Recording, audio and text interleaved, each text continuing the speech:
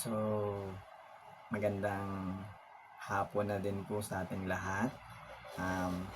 Yung Bible verse po na ating babasahin ay sa James po, chapter 4, verse 14. Sabi po ng salita ng Diyos, "Whereas you know not what shall be on tomorrow, or what is your life, it is even a vapor, that appeareth for a little time, and then vanish away."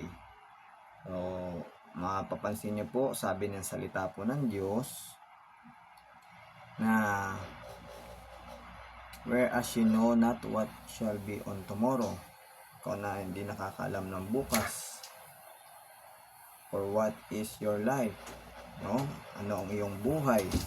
Ito'y isang singaw lang, kagaya ng alam niyo po yung sa sinaing na sa rice cooker o sa kaldero na pag binuksan niyo po yun yung lalabas yung usok, singaw. Ganun lang po ang buhay natin, sabi ng salita ng Diyos, isang singaw.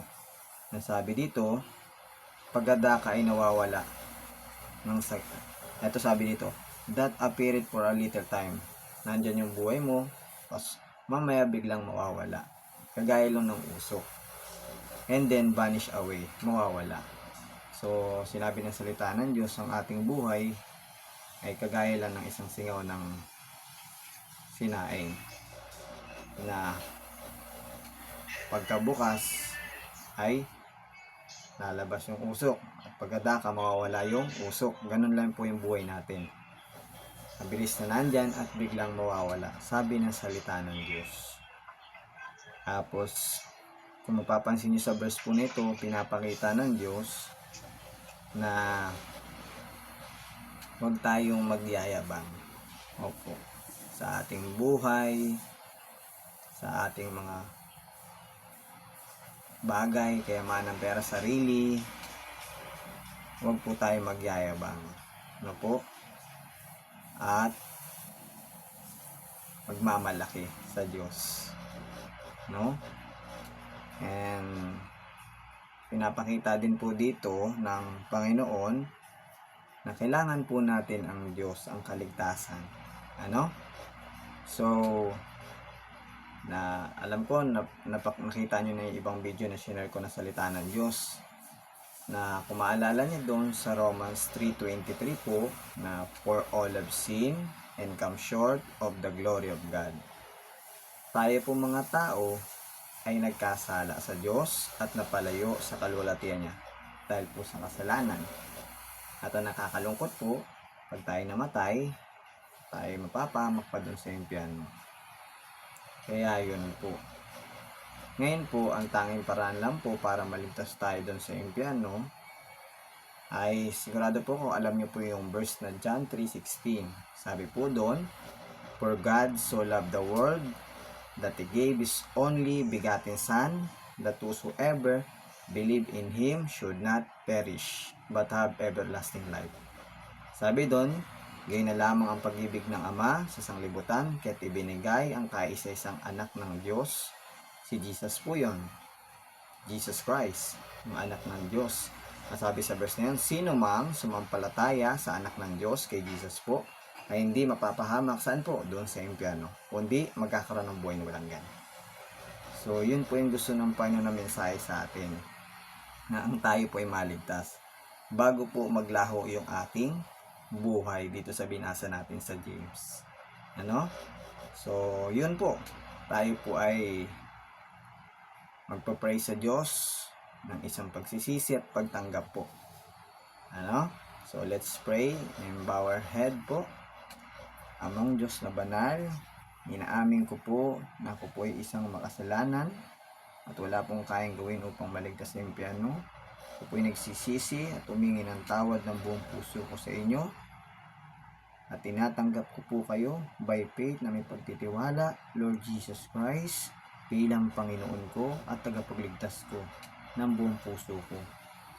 At by faith, nagtitiwala ko, tinatanggap ko, Lord Jesus, yung ginawa niyo po sa krus ng Kalbaryo, na namatay kayo doon para sa aking kasalanan, nilibing at muling nabuhay sa ikatlong araw. Dumanak ang dugo niyo para sa akin. Salamat po Lord Jesus, for saving my soul. In Jesus' name, Amen. So, yan po. Ngayon po, alam niyo po, kung totoo yung pagsisisi nyo at pananampalataya pagtitiwala nyo sa Panginoon Jesus na ating tagapagligtas Savior. Alam niyo po, ito pong sabi ng Bible.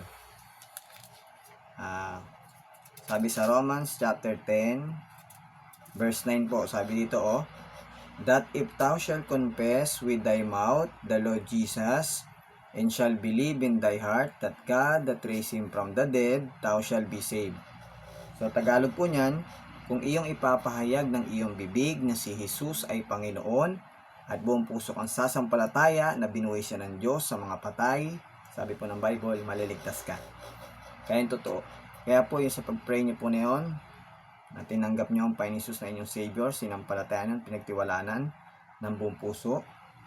Sabi ng verse po na binasa natin, save na po. Saan po? Doon sa impyerno, hindi na po mapapahamak. Yun po yung promise ng Diyos sa atin. Di ba? Napakaganda po. So, panghawakan niyo po yun.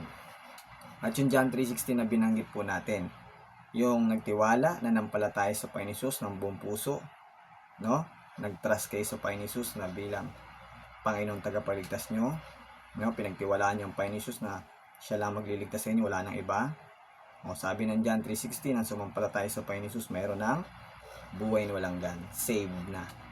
Doon pa lang po kapag kakatiwalaan ng pangako ng Diyos.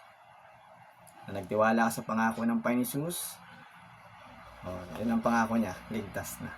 Diba po? John 3:16. So, yun po yun, yung mensahe ng kaligtasan na mahalaga bago po tayo datnan ng yung biglaan na lang mawala ang buhay. So, yun ang kahalagahan ng kaligtasan. So, yun po. Ang lahat po ng kapurihan, glory ay sa Panginoong Diyos. No? Kay God na makapangyarihan na banal na Diyos ng Biblia. No po? Ni Abraham, ni Isaac, ni Jacob ng Israel. And glory to God, to the Lord Jesus Christ only. No? Pinupuri ko siyang buong puso. At dun lang po sa kanya ang papuri glory no, sa ating Panginoon. Masalamat po. And God bless you po. Magandang hapon. Bye-bye.